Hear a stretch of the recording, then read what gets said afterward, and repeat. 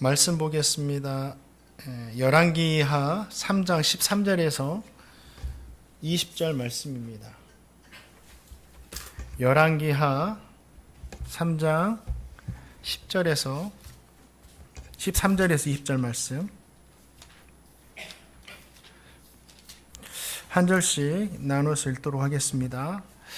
엘리사가 이스라엘 왕에게 이르되 내가 당신과 무슨 상관이 있나이까?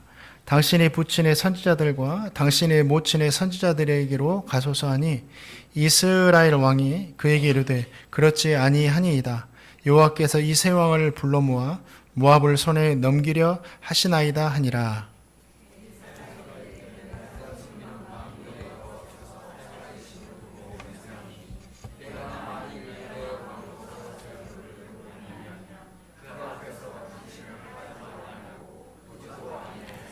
이제 내게로 검은고 탈 자를 불러오소서 하니라. 검은고 타는 자가 검은고를 탈 때에 여호와의 손이 엘리사 위에 있더니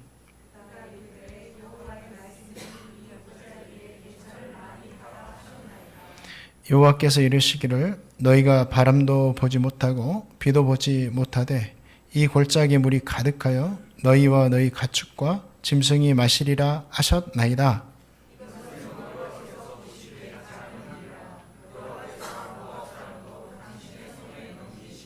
당신들이 모든 견고한 성읍과 모든 아름다운 성읍을 치고 모든 좋은 나무를 베고 모든 샘을 메우고 돌로 모든 좋은 밭을 헐리이다 하더니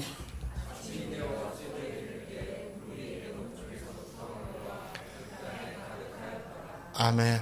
예, 오늘은 맥주 감사 주일입니다. 예, 맥주절은 이스라엘 백성들이 보리와 밀을 농사짓고 나서 첫 열매, 첫 수확을 하면서 이 모든 것이 하나님의 돌보심과 은혜였음을 고백하면서 하나님께 감사함으로 지키는 절기였습니다. 맥주절의 핵심은 이 첫 열매가 하나님의 돌보심과 은혜였다. 이 고백이 있는 겁니다. 지난 6개월 동안 주님께서 행복누리 성도님 모두에게 또 저에게 베풀어 주신 은혜들이 참 많습니다. 저와 성도님은 이러한 주님의 은혜와 돌보심에 먼저 감사해야 됩니다. 그러면 하나님께서 우리에게 어떤 은혜들을 주셨느냐, 우리는 그 은혜에 어떻게 감사해야 되느냐, 그것이 바로 오늘 말씀에 나와 있습니다. 북이스라엘의 왕이었던 아합이 죽자 그의 아들 여호람이 왕이 되어서 나라를 다스립니다. 그때 속국이었던 모압이 배신을 하고 조공을 바치지 않습니다. 그러자 여호람이 유다 왕 여호사밧에게 사신을 보냅니다. 우리와 함께 모압을 칩시다.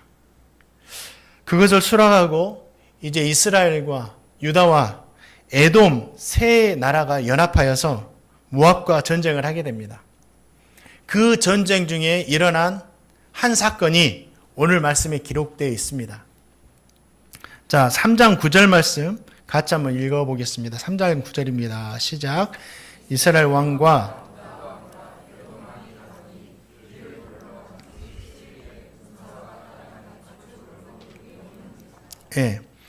이스라엘과 유다와 에돔의 연합군이 모압과 전쟁을 하기 위해서 행군한 지 7일째 되는 날 군사들도 이끄는 가축들도 마실 물이 다 떨어져 버렸습니다. 그들이 이 식수를 준비하지 않은 것이 아닙니다. 전쟁에 승리하기 위해서 철저하게 계획을 세우고 또 식수를 공급할 그런 모든 계획들도 철저하게 세웠습니다. 그들이 지나간 이 장소는 어디냐면 에돔과 모압 경계가 되는 헤사골짜기라는 곳입니다. 이곳은 사시사철 끊임없이 흘러내리는 강이 있어가지고 그곳으로부터 충분한 물을 공급받을 수가 있었어요. 식수 문제는 전혀 생각하지 않았습니다. 그냥 흐르는 강물을 떠다 사용하면 되니까.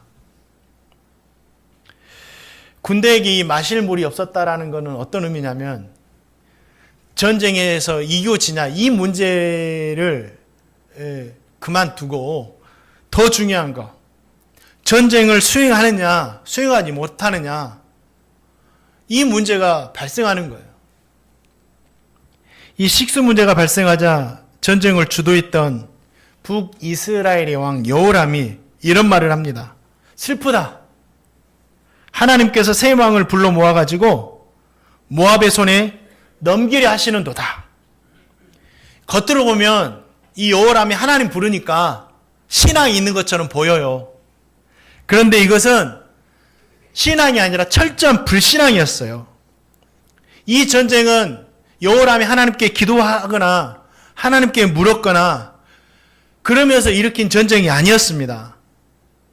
문헌에 보면 이 여호람은 하나님께 묻지 않고 바알과 아세라 신에게 묻고 이 전쟁을 시작했던 거예요. 그런데 어려움이 발생하자 이 상황을 하나님 책임으로 떠넘겨버리는 거예요.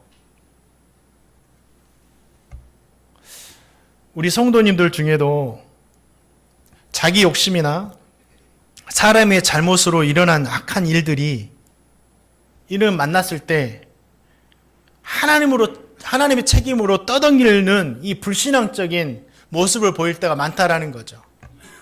이 역사적인 이야기인데요. 5.18 광주 민주화 운동이 일어났을 때 일입니다.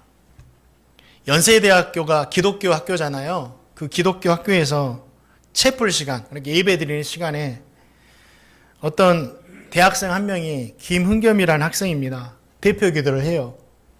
대표 기도의 내용 중에 이런 부분이 있어요. 잘 한번 들어보세요. 하나님, 우리 보고 회개하라고요? 정작 회개할 분은 당신입니다. 젊은이들이 백주 대낮에 군사들의 총칼에 쓰러질 때, 독재자의 총칼에 쓰러질 때 당신은 무엇을 하고 있었습니까? 기도의 내용이 이래요. 참 무서운 기도죠. 근데 이 기도의 내용을 보면서 우리는 생각해야 돼요. 왜 사람이 저질러 놓은 잘못된 일과 악한 일들에 대해서 그 사람들 탓하지 않고 하나님을 탓하는 것인가? 하나님이 그를 일으키셨나요? 아니잖아요. 근데 이 악한 일들이 일어나면, 슬픈 일들이 일어나면 하나님은 뭐하냐고 탓할 때가 있다라는 거죠. 이것은 하나님께서 잘못한 것이 아니라 사람들의 죄악이었죠. 여호람이 딱 그 모습이에요. 자신의 뜻대로 하고 나서 어려움이 오니까 하나님 탓하고 핑계하는 거예요. 하나님이 세 왕 모아가지고 우리 이제 죽이려 한다고. 이때 여호람이 했던 것은 무엇입니까? 하나님 탓하는 것이 아니라 기도하지도 않고 하나님께 묻지도 않고 우상에게 묻고 자기 마음대로 전쟁을 일으켜버린, 자기를 탓하거나 그 모습을 회개하거나 아니면 하나님 잘못했으니 도와달라고 기도해야 했다라는 거죠. 하나님을 탓하던 이 여호람의 이야기를 듣던 남유다 여호사밧의 태도는 좀 달랐어요. 여호사밧도 이 전쟁에 참여하는 것에 대해서는 잘한 것이 없어요. 그도 하나님께 묻지 않고 여호람의 권유만을 듣고 전쟁에 참여했거든요. 그런데 여호사밧에게는 전쟁에 참여하는 합당한 이유들이 있었어요. 그래도 명분이 있었어요. 뭐냐면 당시 북이스라엘의 속국이었던 모압이 독립하게 되면 언젠가는 남유다에게도 직접적인 위협이 될 것을 알았기 때문이에요. 지금 없애자. 실제로 여호사밧이 몇 년 후에 모압의 공격을 받아가지고 큰 위험을 당하기도 합니다. 또 북이스라엘 왕 여호람은 여호사밧의 며느리였던 아달랴와 온누의 사이로 혈연관계입니다. 혈연관계. 그러니까 이 혈연관계에 있는 사람이 부탁을 하니까 거절하지 않았다라는 거죠. 명분이 있었어요. 어느 정도. 어려움이 당할 때 하나님 이런 명분이 있었는데 왜 이렇게 하냐고 오히려 하나님께 따지고 물을 수 있는 건덕지라 있었다라는 거죠. 그런데 여호사밧은 하나님 탓하지 않습니다. 그 명분 가지고 하나님께 대들지도 않습니다. 이 식수 문제가 발생하자 어떻게 합니까? 자, 11절 말씀 한번 읽어보겠습니다. 열왕기하 3장 11절 말씀 읽겠습니다. 시작. 여호사밧이 이르되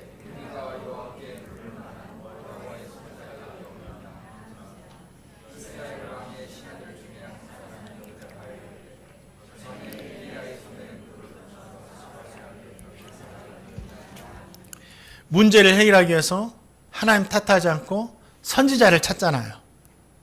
선지자를 찾았다라는 것은 하나님 찾았다라는 거예요.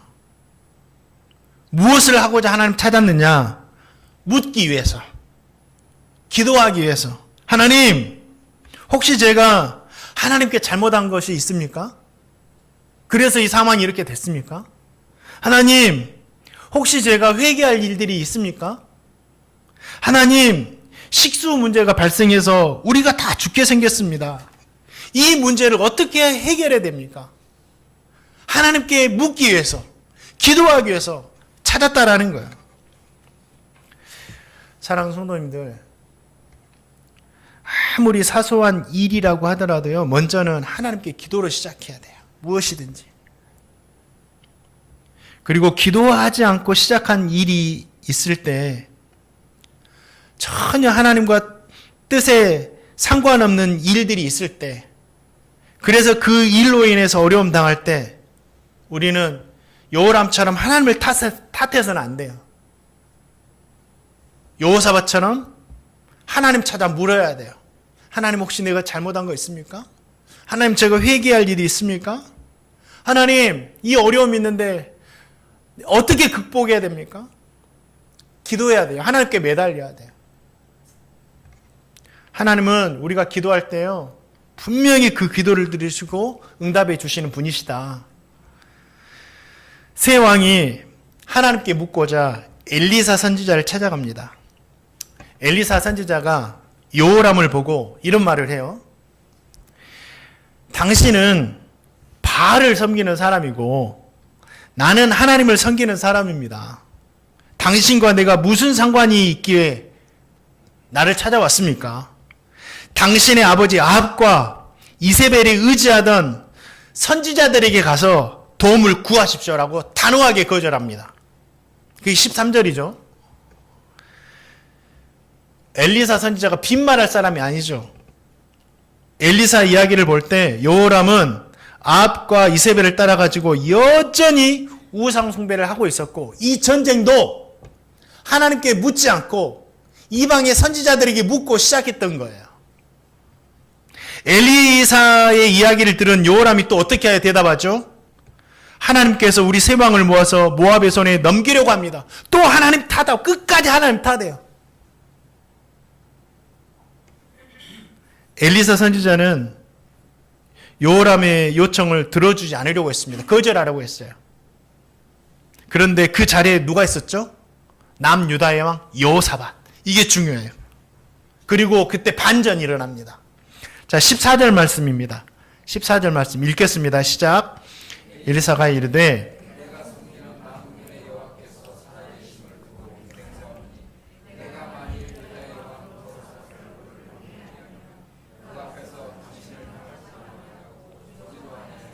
그렇죠. 엘리사 선지자가 여호사밧을 보고 여호람의 요청대로 하나님께 기도합니다. 여호사밧을 보고 여호람을 내쫓고 싶었지만 그의 기도를 들어준 거예요. 그 요청을 들어준 거예요. 여호사밧이 도대체 어떤 사람이기에 엘리사의 마음을 돌이켰을까요? 여호사밧은 왕이 돼가지고 남유다에 있는 산당과 우상을 다 제거합니다. 그리고 나서 선지자들과 레위인들을 세워가지고 이스라엘 백성들에게 하나님의 말씀을 가르치고 하나님만 섬기도록 합니다. 그 사람이 여호사밧이었어요. 물론 그에게도 여러 가지 약점은 있었습니다. 그런데 더 중요한 것은 여호사밧에게 다윗에게 약속했던 그 약속이 이어지고 있어요. 다윗의 후손을 이로써 하나님께서 다윗에게 뭐라고 약속했죠? 내 왕위를 영원히 하겠다. 그 약속의 말씀이 여호사밧에게 이어지고 있는 거예요. 엘리사 선지자는 여호사밧을 보면서 그와 함께 하신 하나님을 본 겁니다. 하나님을. 하나님이 그와 함께 하신다. 그래서 여호사밧을 돕는 것은 하나님을 섬기는 것임을 알고 그를 위해서 기도한 겁니다. 저와 성도님 이 사실에서 참 다짐해야 할 것이 한 가지 있어요. 하나님은요, 하나님을 섬기지 않는 사람을 보고 은혜를 주시고 저주하시는 것이 아니에요. 하나님은 하나님을 섬기는 사람을 보세요. 하나님을 섬기는 사람이 은혜롭게 살면 은혜를 주시고, 하나님을 섬기는 사람이 곁길 가면 하나님께서 회초리 드시는 거예요.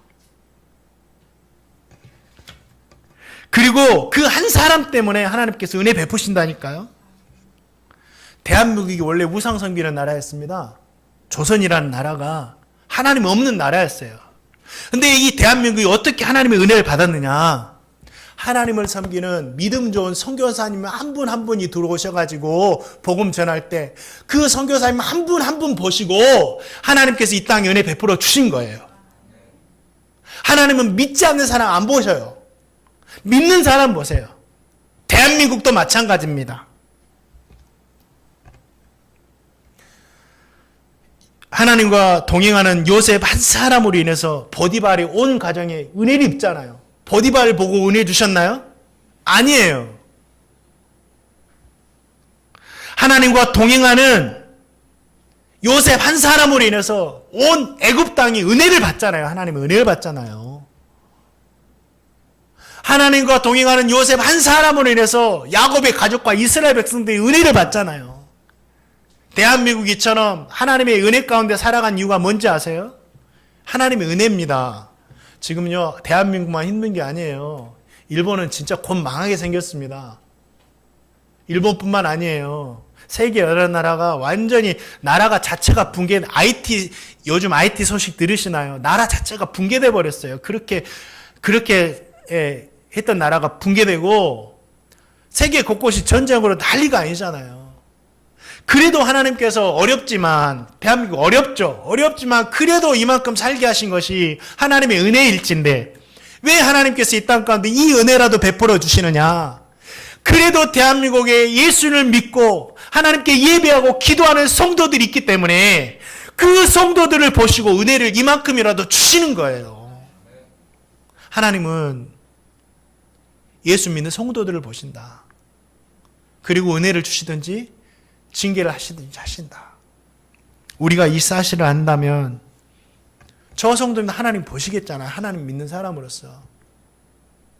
저는 우리 성도님이 여호람이 되지 않고 다 여호사밧 되시기를 주님의 이름으로 축원드립니다. 그래서 우리 성도님들 때문에 성도님의 가정이 은혜를 받고 우리 성도님들 때문에 성도님이 거하는 일터에 하나님의 은혜가 임하게 되기를 다시 한번 주님의 이름으로 축원드립니다. 자, 16절 말씀. 이 말씀이 참 중요합니다. 16절 말씀 읽겠습니다. 시작.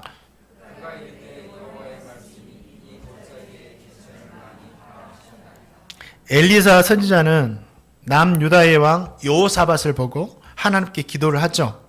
하나님은 기도에 응답하십니다. 뭐라고 응답하시죠? 골짜기의 개천을 많이 팔아. 많이 팔아. 이것이 오늘 말씀의 핵심이고 우리가 감사할 기도 제목이에요. 골짜기의 개천을 많이 팔아. 평상시라면 이곳이 사시사철 물이 끊임없이 흐르는 해사 골짜기였는데 무슨 일인지 전혀 물이 흐르지 않은 마른 골짜기가 되어버렸어요. 그 마른 골짜기에 물이 고이도록 웅덩이를 여기저기 파라는 거예요. 많이 팔아. 될 수 있는 대로 많이 팔아. 이스라엘 백성들은 생각했겠죠. 이 말씀을 듣고 드디어 하나님 응답하셨다. 하나님께서 물을 주신다. 그래서 순간 열왕기상 18장에 엘리야 시대 때 3년 가뭄 들잖아요. 그래서 엘리야가 막 기도하잖아요. 그럴 때 먼 곳에서부터 구름이 와가지고 바람이 불더니 비가 막 엄청 기적적인 역사로 비가 쏟아지잖아요. 아마 그걸 기대했을 거예요. 야, 이제 하나님께서 비를 통해서 물을 주시려나 보다. 근데 그렇게 생각하고 있는 찰나에 또 엘리사 선지자가 뭐라고 합니까? 하나님께서 이르시기를 너희가 바람도 보지 못하고 비도 보지 못할 것이요. 이게 무슨 말이야? 그러면서 그러나 비와 바람으로 물은 주시지 않아도 이 골짜기에 물이 가득하여서 너희 가축과 짐승이 마시게 될 것이다. 또 이 말씀을 하시는 거예요. 그러니까 하나님께서 그래 하나님 믿자. 하나님은 약속을 지키셔. 그 약속을 믿고 막 파는 거예요. 곳곳을 파는 거예요. 그러면 생각해 어떻게 물을 주실까? 그들이 또 과거에 경험했잖아요. 반석에서 물이 막 솟아나는 것처럼. 그럼 우리가 웅덩이를 이렇게 막 파기 시작하니까 곳곳에서 하나님께서 이 땅에 마른 땅에서 샘이 터지게 하실까? 그런 기대함으로 막 파는 거예요. 그런데 하나님께서 어떻게 물을 주시죠? 자, 3장 20절 말씀입니다. 어떻게 하나님께 물을 주시느냐? 읽겠습니다. 시작.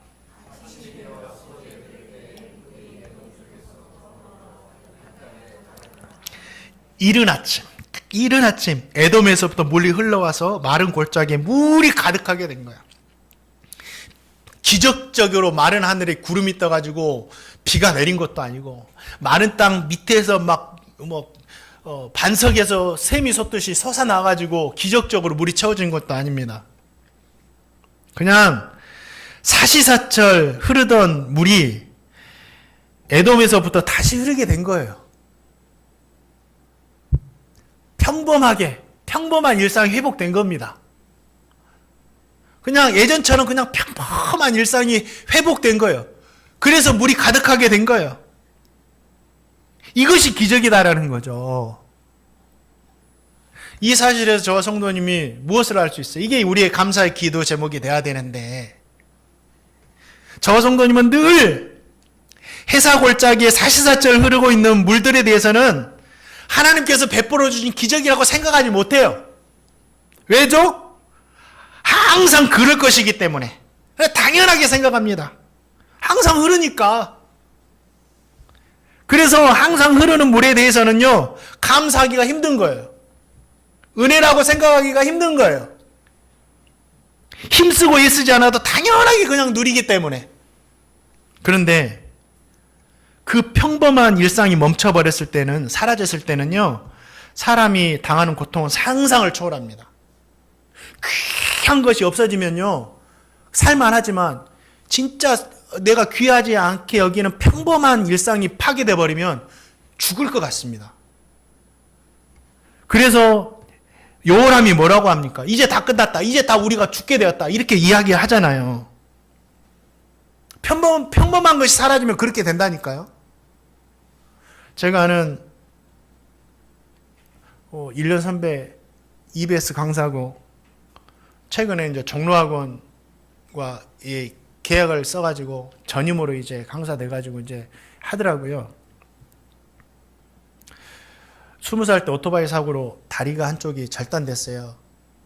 살릴 수 있었는데 의료 사고를 해가지고 다리가 이제 괴사돼가지고 절단이 됐어요. 신기한 것은 다리가 절단됐는데도 있는 것처럼 느껴진대요.